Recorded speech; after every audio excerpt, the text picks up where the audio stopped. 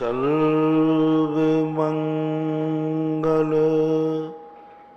मांगल्यं सर्वकल्याणकारकं प्रधानं सर्वधर्माणां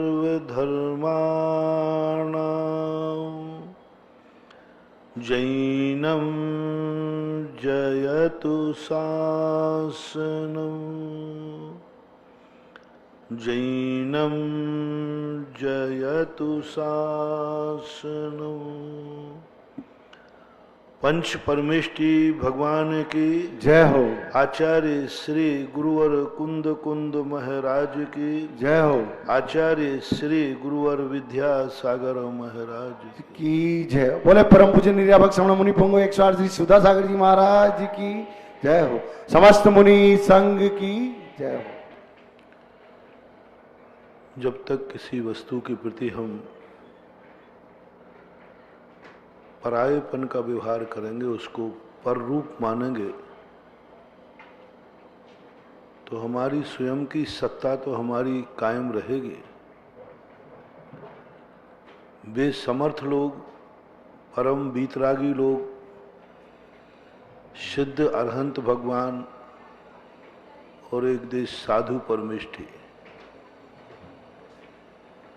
ये तो इतने समर्थ होते हैं कि ये किसी से कुछ चाहते ही नहीं। इसलिए सिद्ध भगवान किसी को अपना नहीं मानते, अपना मानने की जरूरत ही नहीं, क्योंकि उनको किसी की जरूरत नहीं है। वे कृतकृत हैं, धन हो गए हैं, उनकी जिंदगी में किसी की जरूरत ही नहीं है। उन्होंने अपनी खुद की इतनी शक्तियां प्रकट कर ली हैं कि वे इतने एकाकी हो गए, इतने एकाकी हो गए कि दुनिया का कुछ भी होता रहे, उनको कोई लेना देना नहीं। और उनकी जिंदगी में अपन कहें कि भगवान आप मेरी सहायता नहीं करोगे तो हम आपकी नहीं करेंगे, तो वो कहते हमें आपकी जरूरत ही नहीं है। इसलिए मैंने सबसे संबंध तोड़ दिए। अरहंत भगवान भी वीतरागी होने से, सर्वज्ञ होने से,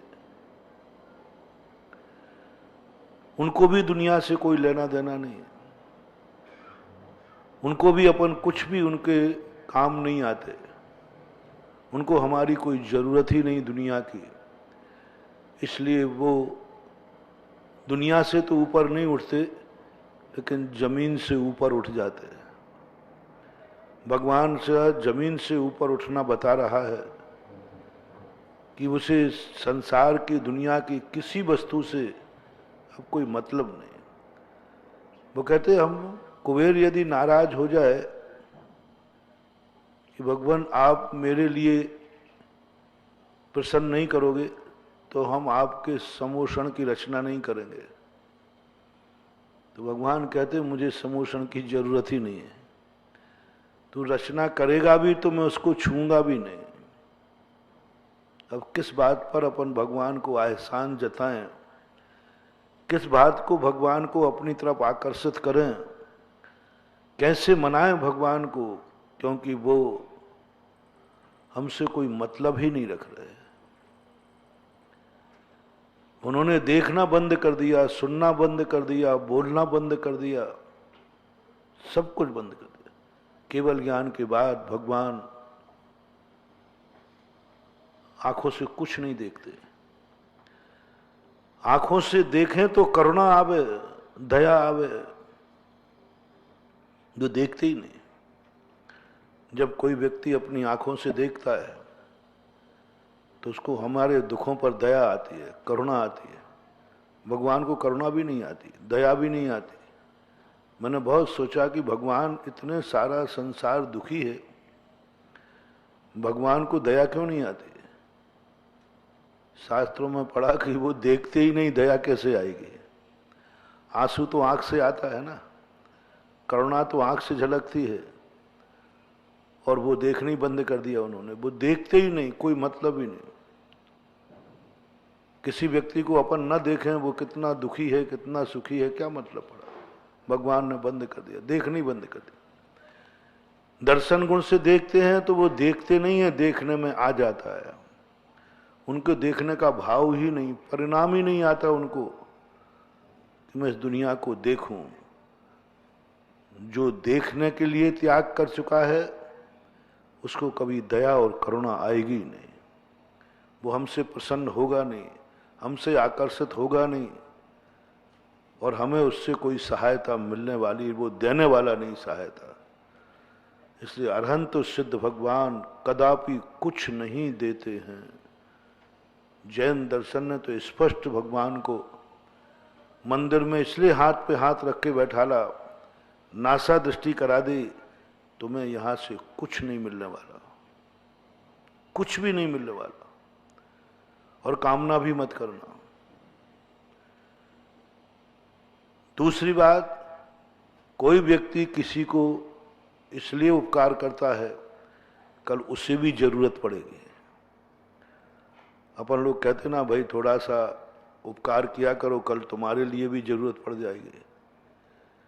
भगवान ने घोषणा कर दी, अब मुझे तुम्हारी कोई जरूरत नहीं है। जिस मोह में, जिस स्वार्थ में व्यक्ति एक दूसरे की सेवा करता है, वो स्वार्थ भी खत्म कर दिया। 90% लोग एक दूसरे की सेवा इसलिए करते हैं कि कल वो भी मेरे काम आएगा।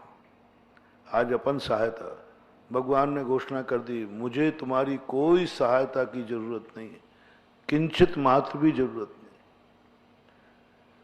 सौधर्मेंद्र की भी जरूरत नहीं, कुबेर की भी जरूरत। मत रखो समोषण, मत बताओ 225 कमल। किसने कहा? मैंने तो कहा ही नहीं, और मैं चलूंगा भी नहीं। यदि कमलों पर चलूं तो तुम फिर भी कह सकते हो भगवान मुझे नाराज करोगे तो जमीन में धूल में चलना पड़ेगा। मैं आकाश में चलता हूं, जमीन में चलते ही नहीं हूं। तुम्हारे कमलों पर चलूं तो तुम्हारा एहसान मानूं, तुम्हारे समोषण पर बैठूं तो तुम्हारा एहसान मानूं, मुझे तो इस पर बैठना ही नहीं। एक स्थान पर राजस्थान में मैंने बहुत विचित्रताएं देखी शुरू में। एक स्थान पर चारों तरफ 80-100 किलोमीटर तक कोई समाज नहीं है, तो वहां की समाज को बड़ा अहंकार होता था। वे साधुओं को नचाते थे। साधु यदि विहार करने की कहे तो कहते महाराज जी आज आप विहार नहीं कर सकते,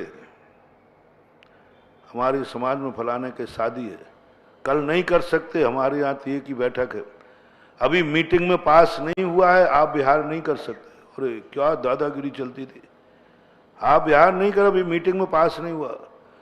यानी जब समाज में मीटिंग में पास हो जाए तब साधु विहार कर पाता था। वहां जाकर के साधु ऐसा जेल में फंस जाता था, कमेटी की कृपा हो जाए तो विहार हो जाए, नहीं तो नहीं हो जाए। मीटिंग में प्रस्ताव पास होगा, मीटिंग ने कह दिया नहीं साहब कल नहीं होगा, हमारी समाज का कार्यक्रम है। महाराज कहते जी ठीक है, उनको रुकना पड़ता था। अब ऐसे स्थानों का जब मुझे पता चला तो मुझे तो फिर मामला कुछ अपना और ही है कि ऐसे स्थानों पर तो मुझे खुजली चलती है। मैंने कि ऐसे स्थान पे अपन को जरूर चलना है, नाम नहीं बता रहा हूं। गया और मुझे सारे सिस्टम मैंने पता किए, वहां तो वही सिस्टम थे। मैं कुछ दिन वहां रहा, रहने के बाद विहार करने की बात सोची तो मैंने कहा आज तो किसी को संकेत नहीं मिलना चाहिए, यहां तक कि क्षुल्लक लोगों को भी पता नहीं चलना चाहिए। सीधा 1:30 बजे सामायिक से उठा और मेरा तक किसी को पता नहीं चल पाए और मैं मंदिर से बाहर सड़क पे पहुंच जाऊं बस, फिर तो बाद में तो मेरी बारी है। जब तक मंदिर की कस्टडी में हूं, सीमा में हूं, तभी तक आप रोक सकते हो, तभी आप मना कर सकते, क्योंकि आपकी जमीन है, आपका मंदिर है, आप उसके ट्रस्टी हैं। मैं मंदिर से निकल के सड़क पे पहुंच गया। समाज वाले आए, बोले महाराज जी हमारे नगर की आप परंपरा तोड़ रहे हैं। मैंने क्या परंपरा? यहां जब तक मीटिंग में प्रस्ताव पास नहीं होता तब तक साधु विहार नहीं कर सकता। मैं तो इसी का इंतजार में ही था। मैंने तो चला करके प्रोग्राम बनाया कि यही शब्द तो इनके सुनना चाहता हूं। मैंने कि भाई, मैंने तो आपसे नहीं कहा कि मेरा बिहार कराओ। मैंने कि सड़क सरकारी है, पैर हमारे हैं, अब तुम बीच में कौन हो? अब मंदिर में तो था नहीं, मैं मंदिर से बाहर निकल गया। मैंने कि भाई सड़क हमारी है, सरकारी है, सरकार ने छूट रखी, उनसे अनुमति लेने की जरूरत नहीं, और पैर मेरे हैं, तो अब अनुमति का क्या सवाल है? उन्होंने कहा महाराज जी फिर ऐसे देखो, आप बिहार करोगे 80-100 किलोमीटर तक कोई समाज नहीं, चौका कौन लगाएगा? कौन लगाएगा चौका? हमारे यहाँ प्रस्ताव। मैंने कि मैंने कहा ही नहीं कि तुम मुझे चौका लगाओ। मैंने पहले ही मन में ठान लिया था, मन से पूछ लिया था, देख ले यदि तनातनी हो गई तो 2 दिन का उपवास होना। 2 दिन में मैंने कहा पार कर लूंगा। तो मन ने भी कह दिया था इनको शिक्षा देना है, हम 2 दिन के लिए उपवास करने को तैयार है।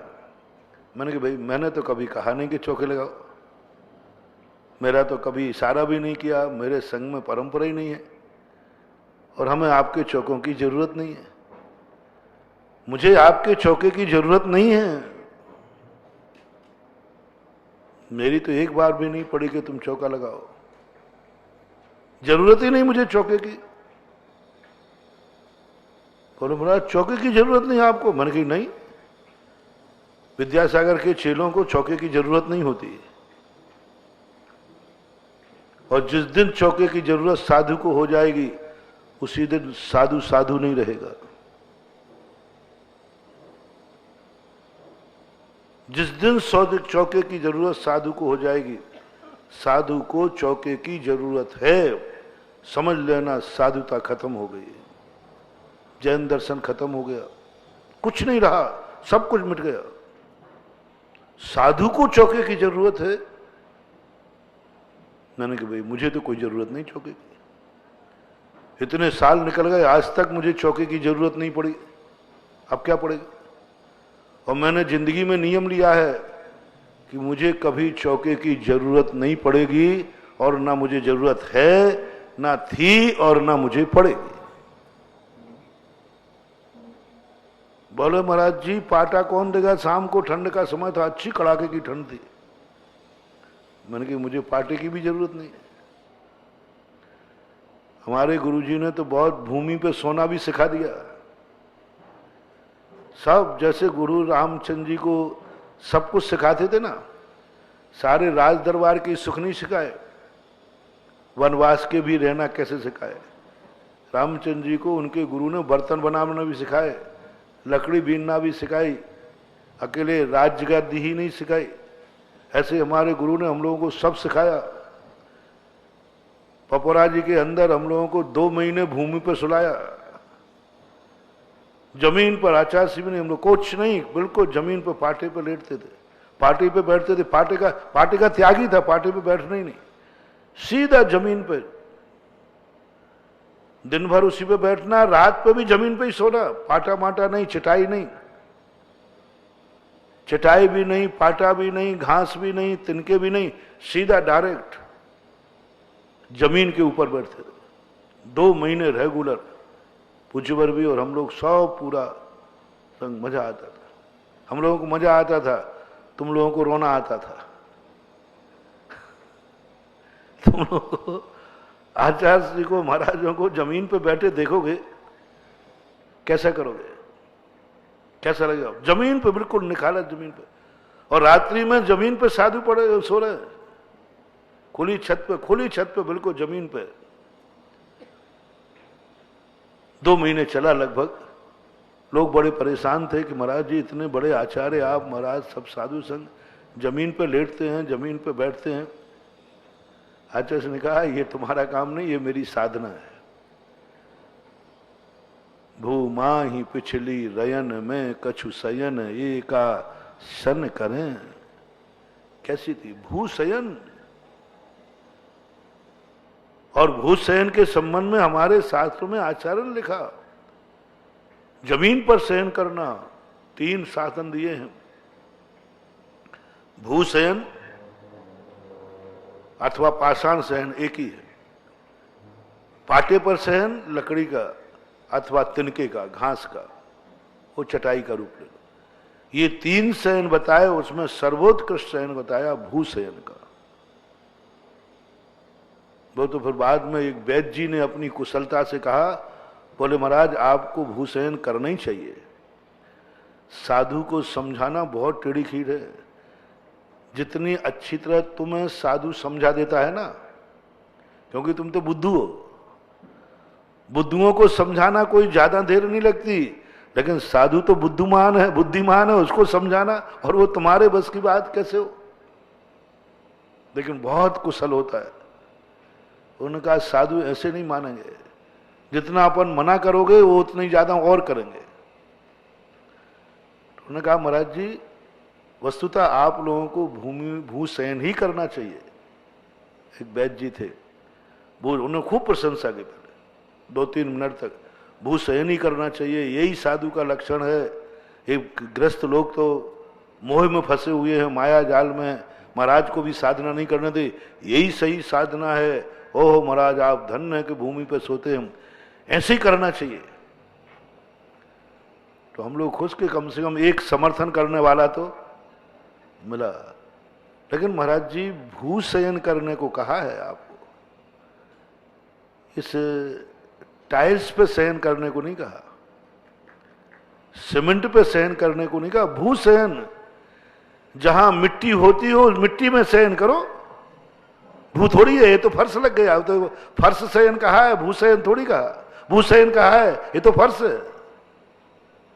देखो कितना बढ़िया फर्श लगा हुआ है, हालांकि सैंडस्टोन था वहां सभी मंदिरों में, चूने का। बोले महाराज ये तो फर्श है। फर्श पे शयन करने को किस आगम में लिखा है? भूमि पे शयन करने को लिखा है। तो भूमि तो वो होती है जहां सीधी मिट्टी होती हो। आचार्य से एकदम स्तब्ध हो गए, इसने बड़ी मार्ग बात। फर्श पर सोने के लिए कहां कहा? ये फर्श है, ये हम लोगों ने किया है, फर्श ओरिजिनल नहीं है। भूमि तो इस फर्श के नीचे है। आप लोगों को भूशयन करना चाहिए, ठीक है। तो आप पहले साधु भूशयन में रहते थे, जंगलों में रहते थे, शून्यागारों में रहते थे, मिट्टी के मकान होते थे, मिट्टी के फर्श होते थे, मिट्टी जमीन में मिट्टी होती थी, वो लीपा पोती होती थी ना मिट्टी के, उसमें सोइए आप, इसमें क्या नुकसान? बोले महाराज जी 6 महीने से ज्यादा आप इस पर नहीं सो पाओगे, क्योंकि ये फर्श किया हुआ है, सीमेंट लगा हुआ है। सभी साधुओं को टीबी हो जाएगी, छलनी हो जाएंगी, पसलियां, सारी पसलियों में छेद हो जाएंगे। मुनिचर्या पलने वाली नहीं है आप लोगों की। और आपको सोना है, मिट्टी में सो, मिट्टी से शरीर में एनर्जी आती है। मिट्टी के मकानों में रहो, इन मंदिरों में तो चूना सीमेंट भरा हुआ है। तब आचार्य ने कहा अच्छा है, ये बात है। फिर 2-3 दिन के बाद कहा आचार्य ने कहा नहीं, मुनिव्रत पहले पालना है, साधना तो उत्तर गुण है, मुनिव्रत तो फिर बाद में पाटे का प्रयोग किया गया। तो मुझे तो अभ्यास था, तो मैंने कहा कि ये किसको धमकी दे रहे हैं कि पाटा नहीं मिलेगा? अपन तो पहले से सदे सदाए हैं। मैंने कहा भैया मुझे पाटे की भी जरूरत नहीं है, अब और क्या? बोले महाराज जी फिर आप कहाँ जा रहे हैं? तो मैंने कहा मुझे पता नहीं है, जहां रास्ता सड़क जहां चली जाएगी वहां चला जाऊंगा। 15 मिनट तक 20 मिनट तक सड़क पे खड़े रहे, हमारी परंपरा नहीं है, हमारा ये है, बिना मीटिंग के आप जाओगे, कौन आपकी व्यवस्था करेगा? मैंने कहा मेरे गुरु ने एक ही बात सिखाई है, अवस्था ठीक रखना, व्यवस्था की चिंता मत करना। अवस्था ठीक रखना, व्यवस्था की चिंता नहीं करना। उस दिन मैं कुछ ज्यादा ही टाइट हो गया था। चलते गए। महाराज जी अब ये तो बता दो आप रुकोगे कहाँ? मैंने कि जहां सूर्य अस्त हो जाएगा। 1 मिनट पहले भी मैंने नहीं बताया, वैसे तो बता देता था कि भाई ठीक है इतने पे लगभग इतने किलोमीटर के आसपास देख लेना। उस दिन तो अब बात की बात थी, आखिरी 4 बज गए, 5 बज गए, सब कुछ हो गया। मैंने कहा कहाँ महाराज जी, हमने कहा अभी तो सूर्य दिख रहा है।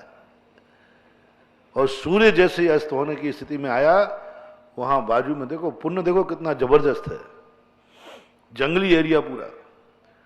और जहां दिन अस्त होने वाला था, हो ही रहा था, हो ही गया था, वहीं से बस 10 कदम 25 कदम सड़क छोड़ करके एक स्कूल था।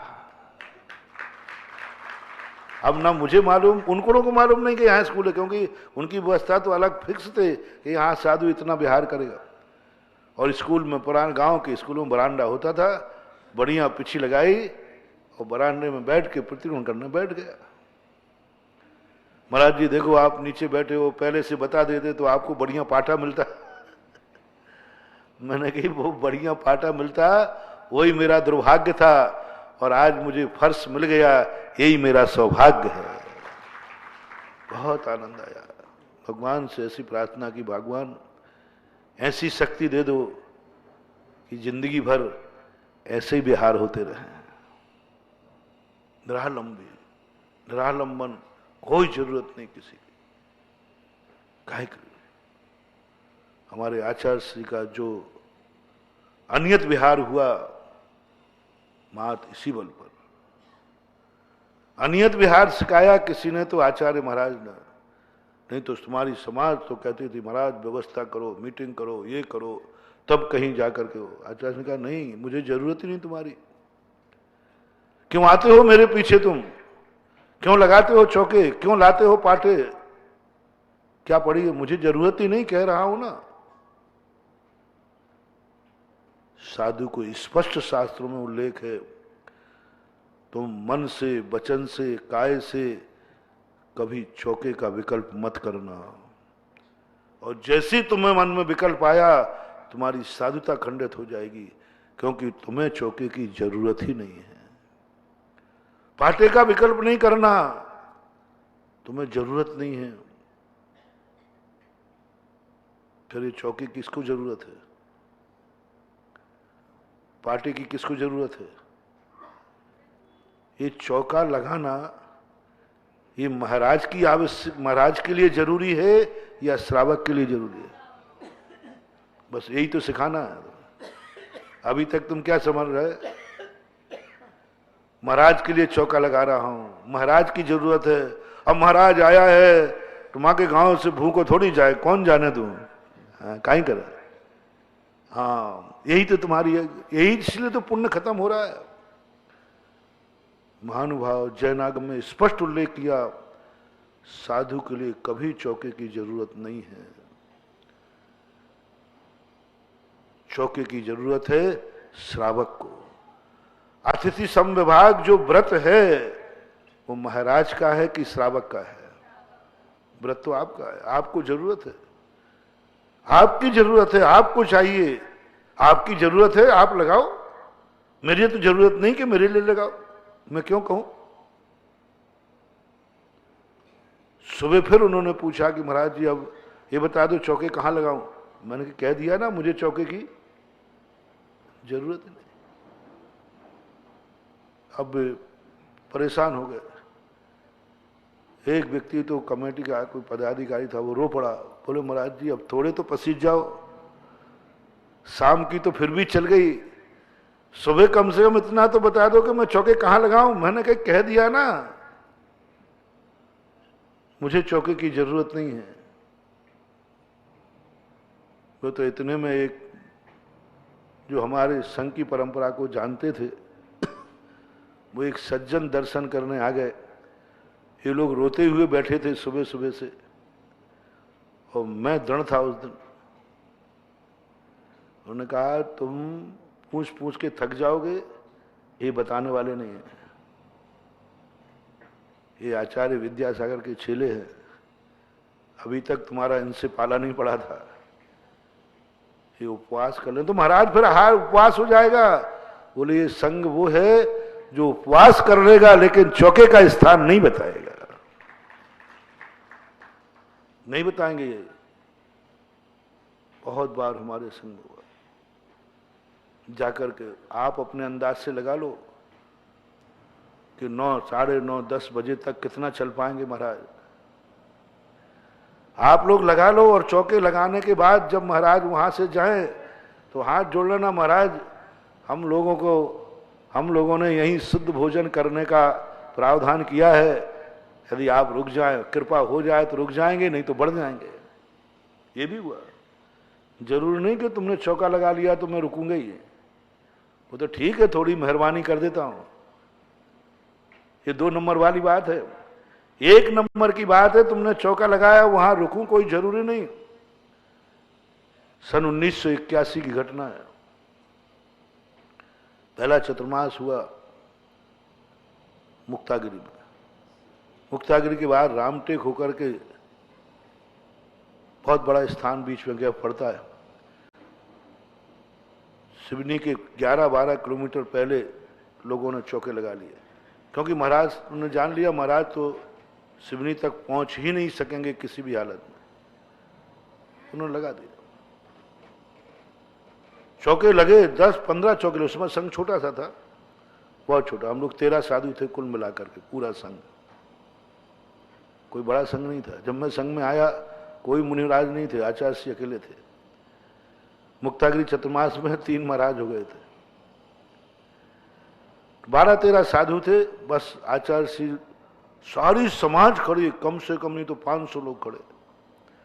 महाराज जी हमने यहीं चौके लगे हैं, यहीं सब व्यवस्था है, आप पहुंच नहीं सकते, देखो सामायिक का समय हो जाएगा, यहाँ से 11-12 किलोमीटर दूर है। आचार्य सिंह 1 मिनट को तो रुके, खड़े हुए। महाराज जी आप, सब ने घेर कर, आचार्य ने अच्छा, और बस हम लोग खड़े थे, हम लोगों को इशारा किया चलो। पूरे लोग के लगे लगाए, लगभग 10 बज चुका था, लगे लगाए चौके थे, सब तैयारियां थी। आचार्य सिंह बढ़ गया, बोले महाराज आपके कारण चौके लगे हैं।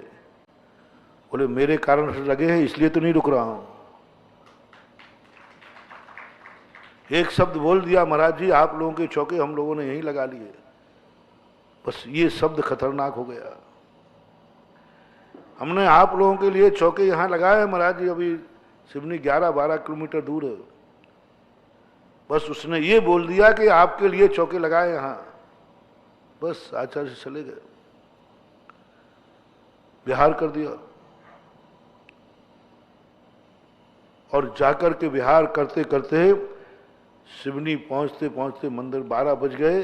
संघ पूरा सामायिक में बैठ गया। इसको बोलते हैं सिंह वृत्ति। आचार्य सिंह ने उस समय उपदेश दिया, तुम ये समझ के चौके लगाते हो कि साधु को चौके की जरूरत है? नहीं, श्रावक को जरूरत है, ये तुम्हारी जरूरत है। और तुम्हारी जरूरत तुम जानो कहां लगना है, क्या लगना है। उन्होंने ऐसे किया। 10 बजे मैं तो रुक गया, क्योंकि अपना तो शिक्षा था। फिर उस दिन दोपहर में मैंने प्रवचन दिया। मैंने कही कभी साधु को बांधना नहीं, कितना बड़ा पाप है, कितना बड़ा पाप है। साधु से पूछते हो कहां विहार करोगे, कब विहार करोगे, यही सबसे बड़ा अपराध है तुम्हारा। भगवान जब विहार करते हैं, स्वधर्म नहीं पूछता भगवान आप कहां विहार करोगे। हमें समोषण की व्यवस्था करना है, रास्ते की व्यवस्था करना है, कमलों की व्यवस्था करना है, आप बता दीजिए। नहीं पूछा। और सिमंदर भगवान से भी पूछ के आ सकते हैं, एक विक्रिया वहां छोड़ दे मैं, क्योंकि एक विक्रिया यहां छोड़ दे मैं। और सिमंदर भगवान से पूछें, ये बता दो भगवान महावीर स्वामी इस समय कहां विहार करेंगे, किस दिशा में जाएंगे, उसी दिशा में व्यवस्था कर दी जाए। नहीं, न सर्वक भगवान से पूछता है सौधर्मेंद्र, और ना ही भगवान से पूछता है, और ना ही अवधियान लगाता है, कल्पना भी नहीं करता, विचार भी नहीं करता। देवराज सौधर्मेंद्र कुबेर से कहता है, साहब भगवान के बिहार की कहाँ व्यवस्था करूं? बोले भगवान से कौन पूछेगा, मैं तो नहीं पूछ सकता। और क्यों पूछूं? उनको जरूरत ही नहीं है व्यवस्था की, वो क्यों बोलेंगे? जिनको व्यवस्था की जरूरत है वो बोलेंगे, उनको व्यवस्था की जरूरत ही नहीं, वो क्यों बोलेंगे? अपना प्रार्थना बेकार क्यों जावे, क्यों फरियाद करें, क्यों अपना वचन खाली जाए? देवराज कहता है कुबेर, उनको व्यवस्था की जरूरत नहीं, जो जो व्यवस्थाएं हम कर रहे हैं उनको जरूरत ही नहीं। जब जरूरत नहीं तो वो क्यों बोलेंगे? इसलिए बोल करके अपना वचन खराब मत करो। तो फिर क्या करूं मैं? बोले पूरी चारों दिशाओं में, आठों दिशाओं में, उनके बीच में भी कहीं भगवान सीधे नहीं जाएं, क्या पता यूं चले जाएं, यूं नहीं जाके बीच में चले जाएं, कहीं भी जा सकते हैं। 16 दिशाएं बना दी। बोले चारों तरफ कमल बिछा के रख दो, जहां भगवान को जाना है वहां जाएंगे, अपनी चारों तरफ तैयारी है। गजब। जब मैंने ये पूज्यवर यति विषम महाराज की त्रिलोह परिणति में ये प्रसंग पढ़ा, देखकर भगवान एक दिशा में जाते हैं, जाएंगे एक ही दिशा में, लेकिन कुबेर की तैयारी रहती 16 दिशाओं में। एक एक दिशा में 15-15 कमल होते हैं, 14-14 कमल, एक मूल का 15, एक दिशा में 14 कमल, मूल का 15वां, एक दिशा में 14 कमल, मूल का, वो मूल का कमल 16 में गिन लिया जाता है, और 14-16 224, बीच का एक 25, 225 कमल होते हैं चारों। कोई काम में नहीं आते वे चारों सब। भगवान तो एक दिशा में जाएंगे कहीं भी, लेकिन यह दिखाना चाहता था कुबेर और प्रकृति कि भगवान अनियत विहारी हैं, वे कहीं भी जा सकते हैं, तुम्हारी व्यवस्थाओं से बंधे हुए नहीं हैं, तुम्हारे प्रोटोकॉल से बंधे हुए नहीं हैं, उनको कोई व्यवस्था से मतलब नहीं। तुम्हारे लिए जरूरत है तुम चारों तरफ जो व्यवस्थाएं करके रखो।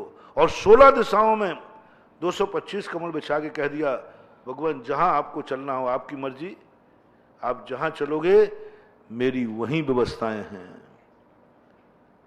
महानुभाव, इससे आप लोगों को बहुत बड़ी शिक्षा लेना चाहिए।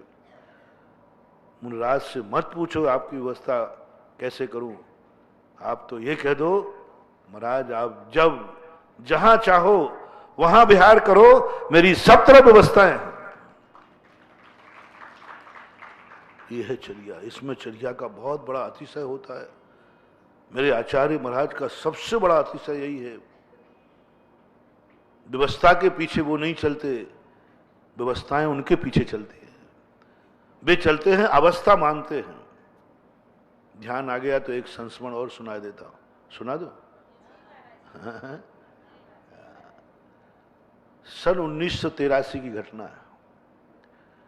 आचार्य श्री शिखर जी के नक्शे देख रहे थे और पूछ भी रहे थे। नैनागिर में चतुर्मास हुआ था उस समय, और नैना विहार करते हुए कटनी पहुंचे तो सबने ये धारणा बना ली कि महाराज जी शिखर जी जा रहे हैं। रास्ता पूछ रहे थे, कहाँ पहले महाराज गए कि नहीं, कहाँ कहाँ, सब ये चर्चाएं करते थे।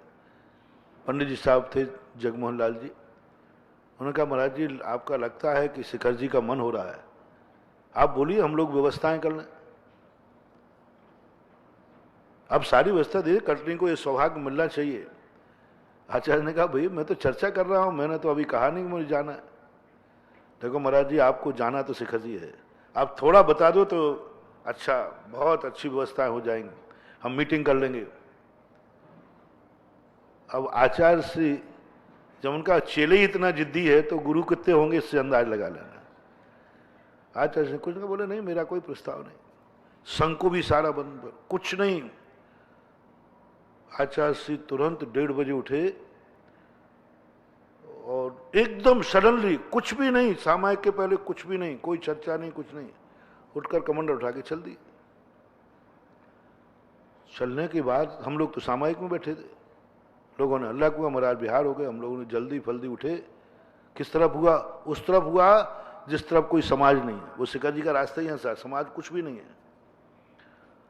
अब हम लोग जब नए नए मुल्ले थे, बहुत नए नए थे, तो हम लोग पीछे, हम लोग समाज साहब वगैरह पीछे चलते थे और सोचते थे इन्होंने कुछ बताया तो है नहीं।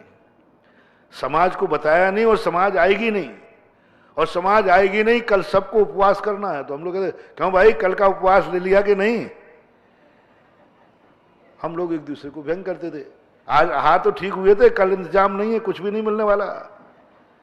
ऐसे गुरु के चक्कर में पड़े हैं, समाज से कहा नहीं चौके खाएंगे नहीं, सब करते गए। आचार्य 15-16 किलोमीटर बिहार करके रुके एक स्कूल में, सुबह भी कोई चर्चा नहीं, आचार्य कुछ बोले ही नहीं। और हम लोगों का निश्चित था कि आज सबके उपवास होना निश्चित है, और होंगे तो फिर एक आध कोई चौका आ जाएगा, उसी में सबको करना पड़ेगा।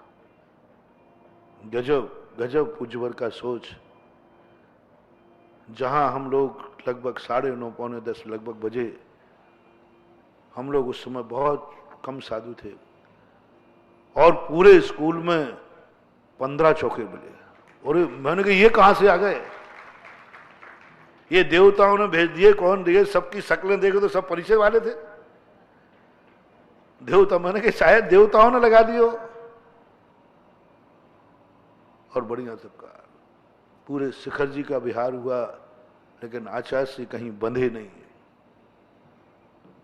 साधु यदि अपनी सही अवस्था सुधार ले, कोई व्यवस्था की जरूरत नहीं, थोड़ा कष्ट सहन करने की हिम्मत हो, एक दिन के उपवास करने की शक्ति हो, एक रात्रि जमीन पर सोने की हिम्मत हो, तो देवताओं को भी व्यवस्था करना पड़ेगी, साधु को चिंता करने की जरूरत ही नहीं।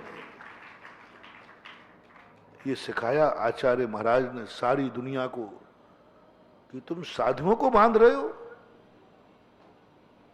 ये सब तुम्हारी जरूरत है। साधु को पाटा दो या नहीं दो, उच्च को तो तुम्हें बनना है। जब तुम साधु पाटे पे बैठेगा उसको कोई लाभ नहीं है, लेकिन तुम जब साधु को उच्चासन देते हो तब तुम्हें उच्च गोत्र का बंध होता है, तुम्हारी आवश्यकता है। मैंने एक बार नवोदय भक्ति समझाई थी। कई लोग मूल्यवान चीज छोड़ देते हैं। आहार देने में कोई ज्यादा पुण्य नहीं है रे, कोई ज्यादा पुण्य नहीं है।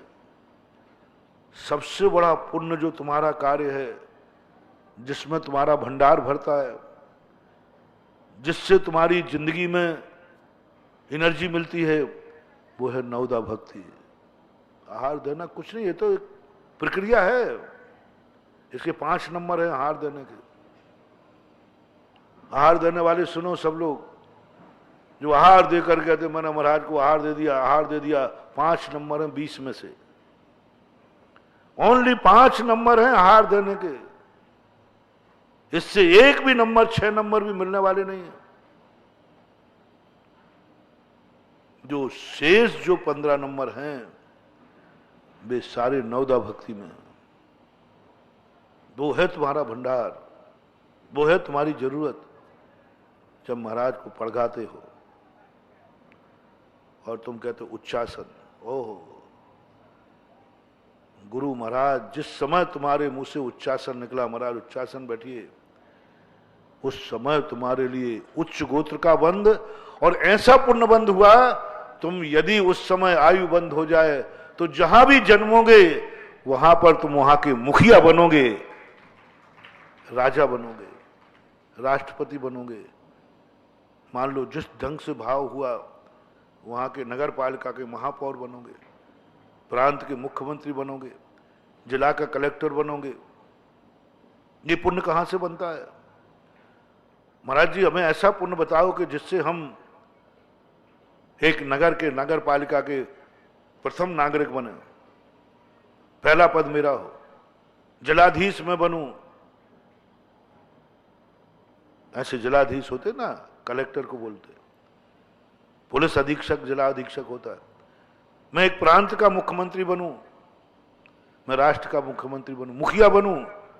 कहां से बंद होगा? कुछ नहीं बंद हो, वो है एक शब्द में चमत्कार है वो। महाराज जी उच्चासन विराजिए। इतना कहने मात्र से गुरु को उच्चासन किया और तुम्हारे उच्च पद का पुण्यबंध हो गया।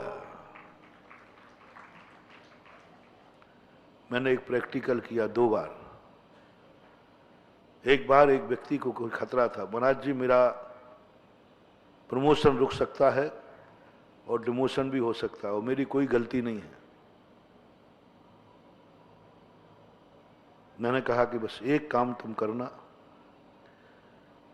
तुम हार देना या नहीं देना, जब महाराज वहां चौकी में पहुंचे किसी की भी, बस तुम चौकी को हाथ लगा के महाराज उच्चासन बिराजिए। वहां नहीं मिले तो कमरे में जब महाराज बैठे वहां के उन पाटा अपने हाथ से लगा देना, उच्चासन बिराजिए। और ये भी नहीं मिले तो मंदिर में भगवान को एक सिंहासन भेंट कर दो, उच्चासन पर सिंहासन विराजमान कर दीजिए। मुझे उस पर बड़ी दया आई, क्योंकि वो बहुत ईमानदार आदमी था, बहुत अच्छा आदमी था और बहुत उसने सही में कुछ किया नहीं था। मैंने कहा ये गलत फंस जाएगा। मैंने कहा एक मंदिर में एक सिंहासन भगवान को दे देना, विराजमान कर देना, जो भगवान, कोई जरूर नहीं कौन से मंदिर में हो, जिस मंदिर में भगवान नीचे बैठे हों और सिंहासन ना हो, वहां की कमेटी की जरूरत हो, पूछ लेना, हो सकता है 10 मंदिर हो जाए, 20 मंदिर हो जाए, जहां मिले सिंहासन विराजमान कर देना, बस भगवान उच्चासन पर विराजिए, ये काम करो। तो ये काम किया, मुश्किल से 1-1.5 महीने हुआ, केस भी खत्म हुआ, प्रमोशन भी हो गया, डिमोशन भी बच गया। भगवान को उच्चासन का। दूसरा मैंने सगुन उठाया, अभी जो पाकिस्तान में कांड हुआ अभिनंदन का, अभिनंदन जो पाकिस्तान की गिरफ्त में चला गया, लोगों ने बहुत कहा, मैं कुछ नहीं बोला। मैंने कहा पाकिस्तान में जाने वाला कौन बचने वाला है? पाकिस्तान से लौट करके प्राय बहुत कम आते हैं, मर के आते हैं। मैंने कहा वहां से तो अब आने वाला नहीं, वो जिस परिस्थिति में वो वहां गिरा है वो तो इनकाउंटर में मार देंगे। मैं बहुत एक दिन शायद 1 दिन या 1.5 दिन हुआ था, मैं कुछ भी नहीं बोल रहा था। मैंने कहा ठीक है, मरेगा वो तो। और ये और पता चला मुझे कि उसके परिवार का सदस्य, रिश्तेदार का व्यक्ति हमारे सांगनेर संस्थान में पढ़ता है, उसने आशीर्वाद मंगाया। मैंने कहा बेटा आशीर्वाद नहीं फलेगा, क्योंकि ऐसी गिरफ्त में गया है कि वो तो मरना निश्चित है। बस सुबह रात्रि के बाद सुबह उठ करके किसी ने वायरल दिखा दिया हमारे फोटो, बोले महाराज जी ये है वो व्यक्ति जिसको आप पाकिस्तान में फंस गया। वो क्या किए था, वो घर पे गया होगा 10 लाख क्षण पर वादी पर विधान में, तो सिंहासन सहित भगवान को सिर पर रखे हुए था। और बस मुझे तो मालूम है, मेरा तो एक अकाट विश्वास है, मैंने कि जिसने एक बार भी भगवान को सिर पर उठाया है उसका सिर नहीं कट सकता। आमा से बिहार करके एक गांव में आया था, धोबड़ा गांव पड़ता, धोबड़ा। वहां मैंने प्रवचन बस ऐसे घोषणा की जैसे मुझे केवल ज्ञान हो गया हो। ऐसे दावे के साथ मैंने कहा, ऐसे हाथ उजाड़ के मैंने कि अभिनंदन का कोई व्यक्ति बाल बांका नहीं कर सकेगा, कुछ नहीं, बड़े दावे के साथ। लोगों ने कहा महाराज जी आप तो ऐसे बोलो जैसे आपको अवध ज्ञान हो गया हो। मैंने कि अवध ज्ञान समझो चाहे केवल ज्ञान समझो, उसका कुछ नहीं होगा। बस एक ही बात ध्यान में आई, उस मूर्ति को उसके सिर पर देखा मैंने कि बस जिसने कभी भगवान को सिर पर उठाया हो, भगवान के सिर पर उठाकर जिसका सिर पावन हुआ हो, उसको ये पापी लोग तो नहीं काट पाएंगे। इनके हाथ से तो नहीं मरेगा वो, इनकी गोली से तो नहीं मरेगा। मरना जीना तो कुदरत का काम है, लेकिन वहां तो नहीं मरेगा ये। और इतने जोर से मैंने बोला सारी दुनिया को, क्योंकि लाइव तो चलते ही है, सारे लोगों को समाचार आया, महाराज जी आपको क्या सूत्र मिल गया, क्या संकेत मिल गया। मैंने कि मुझे कुछ नहीं मिला, मुझे तो उसके सिर पर जिनेन देव भगवान मिल गए। बस एकदम अंदर से आवाज आई, कुछ नहीं बिगड़ेगा। दूसरे दिन ही घोषणा हो गई, पाकिस्तान ने उसको वापस करने के लिए सहमत हो गया। विश्वास तो करो, तुम्हारे विश्वास नहीं होते, इन सब में ताकत है महानुभाव। ये ऐसे नहीं बनाई गई है, ये नवदा भक्ति ऐसे नहीं बनाई कि महाराज की पूजा करना, महाराज का मान सम्मान के लिए नहीं बनाई गई, ये तुम्हारे भंडार बनने के लिए बनाई गई है। नवदा भक्ति कोई महाराज के लिए नहीं होती। किसी भी नवदा भक्ति में महाराज को किंचित मात्र भी लाभ नहीं है, किंचित मात्र भी, पूरी नवदा भक्ति में।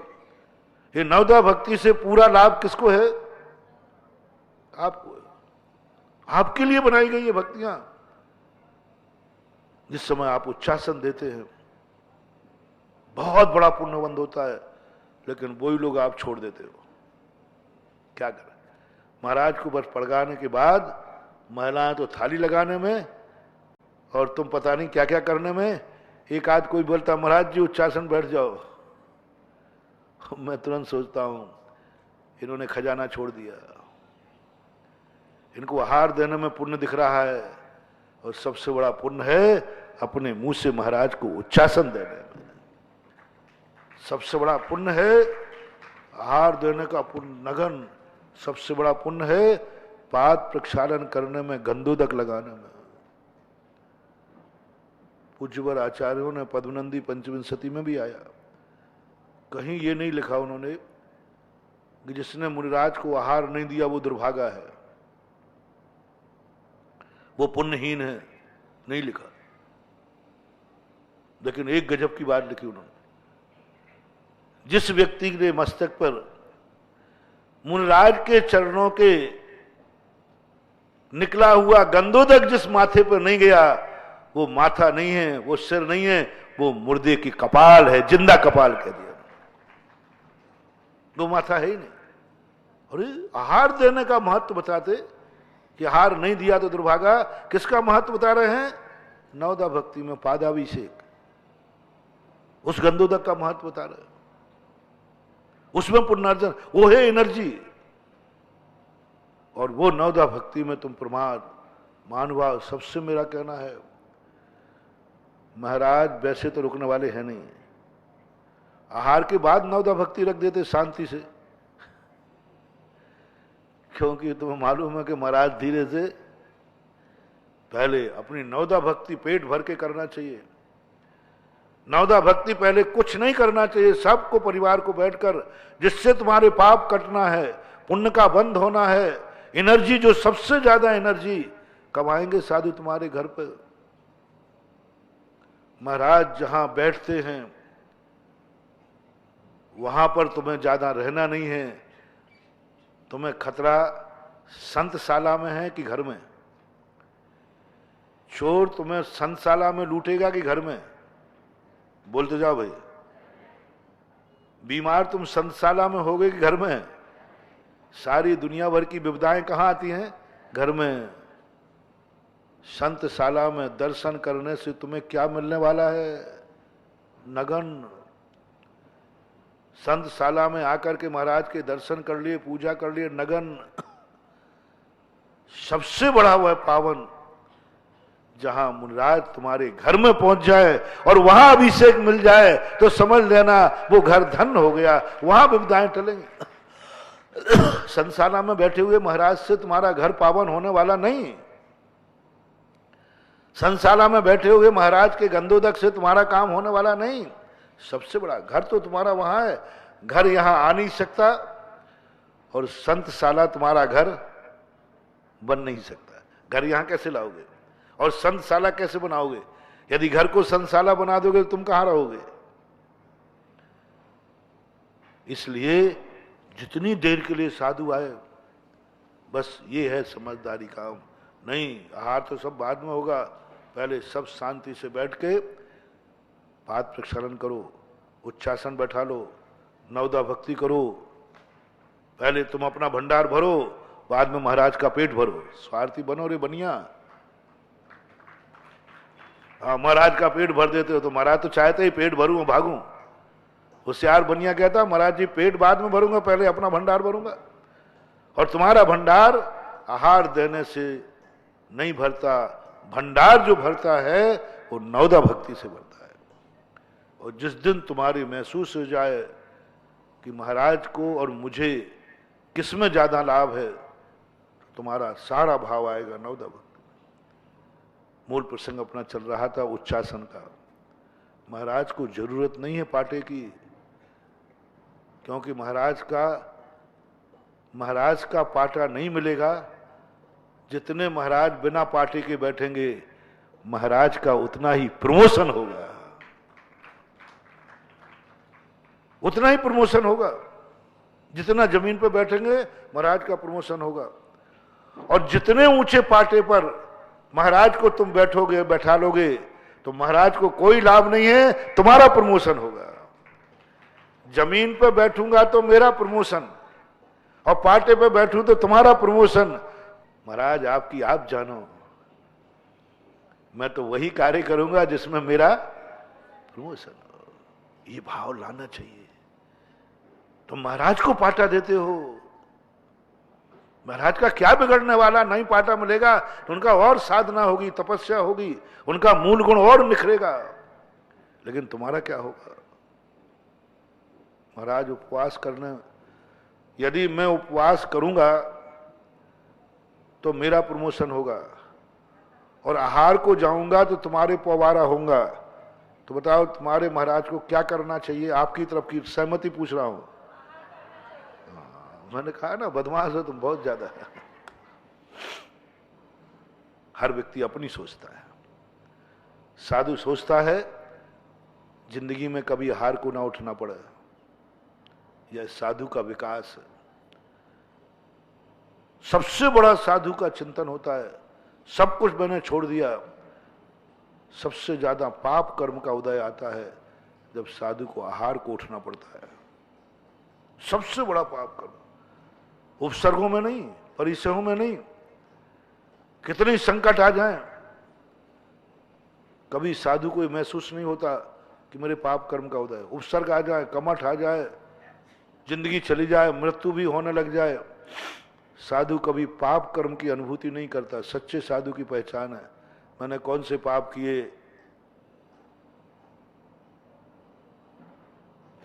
जो मुझे बुखार आ रहा है, मैंने कौन से पाप किए जो मुझे इतने कष्ट आ रहे हैं, कभी महसूस नहीं होता। सच्चे साधु को कभी मौत भी आ जाए, कमर इतनी बड़ी सिलाएं पड़ जाए, मर जाएगा, लेकिन कभी पाप की अनुभूति नहीं होती। 22 परिसर है। दुर्भाग्य का कारण नहीं मानता साधु, सौभाग्य का कारण मानता है। दिगंबर साधु को 22 परिसर होते हैं। 22 परिसर में बहुत बड़े बड़े कठिन परिसर हैं। कितने की कड़ाके की ठंड पड़ जाए, शरीर हाड़ मांस सब कांप जाए, लेकिन साधु के मन में यह भाव नहीं आता मेरे कितने पाप कर्म का उदय है जो मैं ठंड में ठुठुर रहा हूं। अनुभूति नहीं होगी, फीलिंग नहीं होगी उसकी। बद परिचय भी एक है। कोई तलवार लेके मारने आ जाए तो भी साधु फीलिंग नहीं करेगा मेरे कौन से पाप कर्म का उदय है कि आज मेरी मौत होने वाली है, आज मुझे तलवार से मारेगा। कभी नहीं आता। उपसर्ग आ जाए, देवकृत, प्रकृतिकृत, मनुष्यकृत, त्रियंशकृत, कोई भी उपसर्ग आ जाए, उसके मन में यह भाव नहीं आएगा कि मेरे कोई पाप कर्म का उदय है, क्योंकि ये तो सब उसके लक्ष्य को सिद्ध करने वाले हैं। शंबर और निर्जरा परिचय जय चारित्र ही। परिचय तो हमारी निर्जरा कराने में कारण है। चारित्र में वृद्धि करने वाले, प्रमोशन करने वाले, जिस प्रक्रिया से प्रमोशन होता है उस प्रक्रिया को साधु पाप कर्म का उदय नहीं मानता है। पाप कर्म के उदय, अशुभ कर्म के उदय से ही परिचय आते हैं, लेकिन फीलिंग नहीं करेगा। वो कहेगा मेरी तो निर्जरा करा रहा है, चारित्र में मेरा प्रमोशन हो रहा है। ऐसी परिणति आती। बस एक बार जरूर पर फीलिंग होती है, जिस समय साधु आहार को उठता है उस समय बस आता मैंने ऐसे कौन से जन्म में पाप किए जो आहार को उठना पड़ता है। बस 24 घंटे में कहीं फीलिंग नहीं होती, एक समय होती है। कौन सा पाप कर्म किया, ये क्षुधा वेदनी रोग की औषधि लेने जाना पड़ता है, और बड़े बड़े उपसर्ग सहन कर लिए। आहार लेना एक महा उपसर्ग है। महान महान पाप कर्म का उदय आता है, तब साधु को आहार को उठना पड़ता है। और तुम समझते हो आहार लेना पुण्य का उदय है, आहार मिलना पुण्य का उदय है। नहीं, साधु की यही उल्टी रीति है। अशुभ कर्म के उदय को पाप का उदय नहीं मानता और शुभ कर्म के उदय को पाप का उदय मानता है, ये फीलिंग होती है। इसलिए साधु तो यही भावना करेगा। अब आप श्रावक क्या करोगे? हे भगवान, कोई भी महाराज कभी उपवास करे ही नहीं, ये भाव श्रावक को आएगा। क्योंकि श्रावक को साधु उपवास कर लेगा, श्रावक को क्या लाभ है? कोई लाभ नहीं। उपवास करूं तो श्रावक को लाभ नहीं, और आहार को जाऊं तो साधु को लाभ नहीं। ऐसी कोई प्रक्रिया बताओ कि दोनों मालामाल हो जाए। आहार को जावे तो साधु को कोई लाभ नहीं है, और आहार को नहीं जावे तो श्रावक को कोई लाभ नहीं है। दोनों का 36 का आंकड़ा है। इसलिए हमारे आज की बात को सब लोगों को समझना है, चाहे भगवान के संबंध में हो।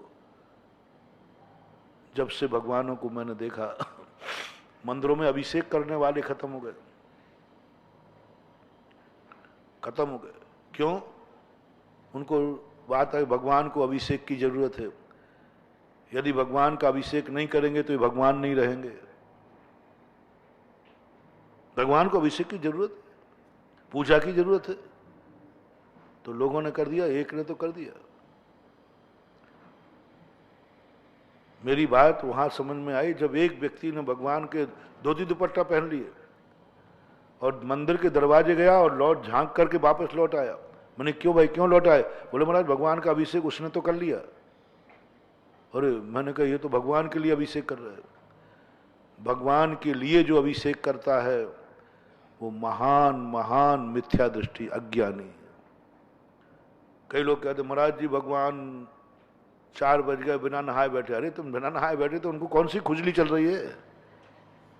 बैठे हैं तो बैठे रहने दो। भगवान के लिए कभी अभिषेक नहीं करना, कभी नहीं करना। गांव में जाता हूं तो क्या बोलते हैं वहां पर, महाराज जी मेरी बदौलत है जो भगवान को 1 लोटा पानी मिल रहा है। मैंने कहा दादाजी लगता है सीधे नीचे जाना है तुम्हें। भगवान की, तुम्हारी बदौलत भगवान को 1 लोटा मिल रहा है, कितना बड़ा पाप। लोग बारी बांध देते हैं। मेरी भगवान थोड़ी है, भगवान का अभिषेक तो होना चाहिए। बारी आज तुम कल तुम। जिस मंदिर में भगवान की बारी से अभिषेक होता हो, समझ लेना उस मंदिर में भगवान है ही नहीं, पाषाण है, स्टेचू है, मात्र कोई अतिशय नहीं हो सकता। 2 मंदिरों में कभी अतिशय नहीं होगा। जिस मंदिरों में बारी से कोई अभिषेक करते हो, 10 घर है, मैं ही क्यों करूं, मेरी भगवान थोड़ी ना है। उस मंदिर में कभी अतिशय नहीं होगा। उन मंदिरों में जाना कभी, मैं जब कभी मंदिरों में विहार करते पहुंच जाता हूं तो मंदिर में बड़ी उदासीनता लगती है, एनर्जी नहीं मिलती उसमें। मैं पूछता हूं भाई यहाँ अभिषेक कैसा होता है? बोले महाराज बारी बारी से करते हैं। मैंने क्यों? बोले महाराज एक ही थोड़ी करे, एक ही का मंदिर थोड़ी है, एक ही का मंदिर थोड़ी है, मैं ही अकेला क्यों करूं? बारी से करते, खत्म बंधु। सारे भारत के लोग जहां जहां सुन रहे हैं लाइव में, कान खोल के सुनो। मंदिरों में यदि बारी से अभिषेक कर रहे हो तुम लोग, तो मंदिरों को तुमने खो दिया, प्रतिष्ठा खो दी। मात एक पाषाण है, स्टेचू है, कुछ नहीं बचा, प्रतिष्ठा खत्म हो गई। दूसरी बात, जो भगवान के लिए अभिषेक करता है, अरे भाई भगवान है तो अभिषेक तो करना ही पड़े, सिकाई करूं, करनी पड़े, उस मंदिर की प्रतिष्ठा खत्म। भगवान को अभिषेक की जरूरत है, ये भाव भी तुम्हारा आ गया। आज भगवान का किसी ने अभिषेक नहीं किया, आज भगवान बैठे, उनके लिए अभिषेक तो कोई तो करो। ये भाव जिस समाज में आ जाए, उस मंदिर की प्रतिष्ठा खत्म हो जाती है। साधु की आती ऐसे ही, अरे भाई महाराज आए हैं, कोई तो चौका लगाओ, अपने नगर से साधु भूखा थोड़ी जाएगा। गाज गिर गई महानुभाव। तुमने साधु को भिखारी समझ रखा है क्या? साधु भूखा ना जाए। हाँ, कई लोग कहते महाराज जी हमारे गांव से कोई साधु भूखा नहीं जा सकता। मैंने कहा तेरे गांव में अच्छे साधु आहार नहीं कर सकते। कई लोग ऐसे कहते हैं, महाराज जी हमारे नगर से कभी साधु भूखा नहीं जाता, मैं तो चौका लगाते ही हूं चाहे कोई साधु आ जाए। बस मैं उस गांव में 15 दिन रह आया, उसके यहाँ आहार नहीं हुए, किए ही नहीं मैंने आहार। लोगों ने कहा महाराज जी यही इसी की बदौलत है सबको साधुओं को अंजलि में पानी मिलता है, इसी की बदौलत है कि साधुओं को 2 गिलास मिल जाते हैं, बाकी ये सब नगर के लोग जो हैं ये सब बेकार है,